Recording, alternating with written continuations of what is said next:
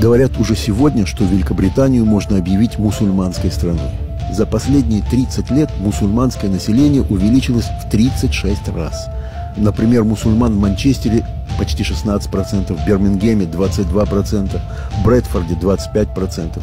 Сегодня тенденция в Англии – закрываются церкви, и на их месте возникают мечети.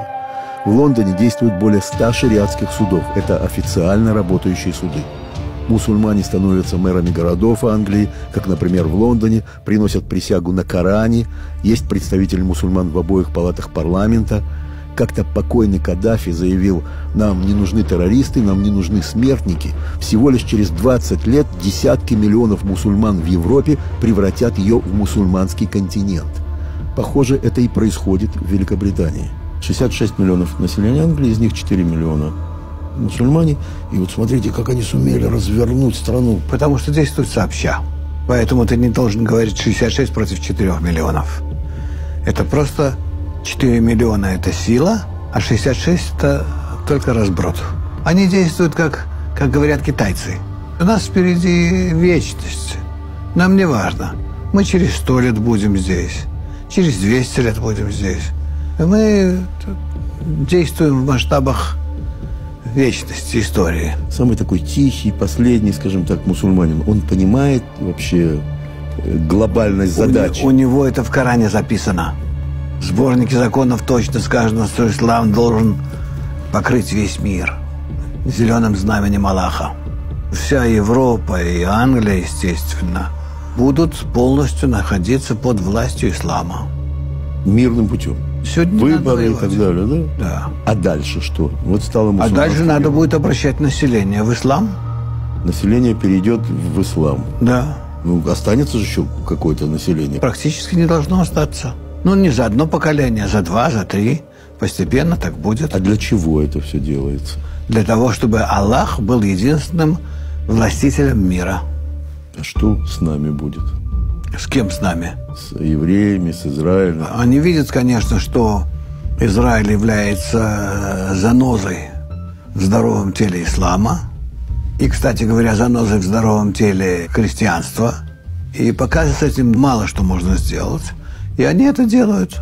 Они проводят постоянную все большую делегитимацию Израиля. И довольно успешно. Многие в мире уже считают, что Израиль, он на грани своего существования находится. То есть скоро он просто перестанет существовать.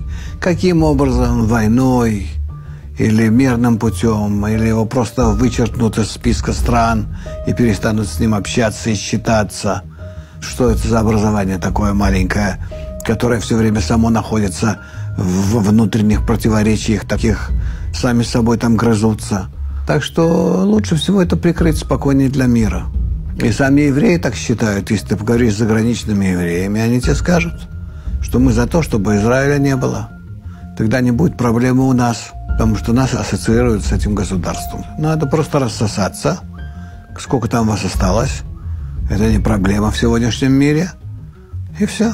Возьмите, пока не поздно, ваши чемоданчики и езжайте на все стороны света. Тогда мой вопрос: что будет?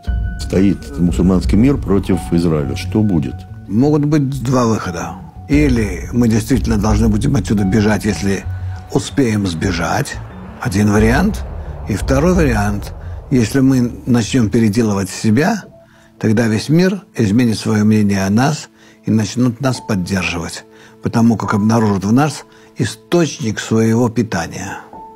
Питание духовного, то есть все свойства, добрые начинания, развитие доброго мира, оно будет исходить тогда от Израиля, и это будет ясно всем. И это все зависит от того, как евреи здесь себя поведут.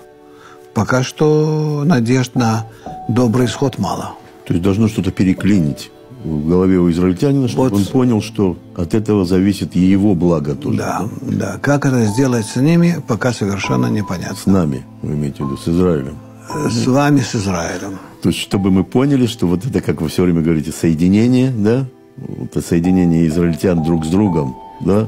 Соединение израильтян друг с другом, чтобы оно подействовало на мир. Если оно будет правильное, искреннее, то тогда оно будет действовать на мир, и мир начнет обращать на это внимание сразу. он мгновенно начнет по-другому смотреть на Израиль положительно и пытаться помогать, и пытаться взаимодействовать с ним.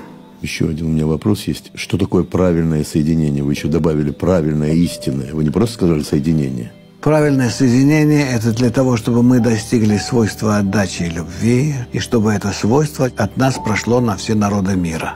Если это свойство правильное, с правильным намерением, то тогда его народы мира автоматически начнут воспринимать. Вы представили картину, что есть такая зеленая территория, да?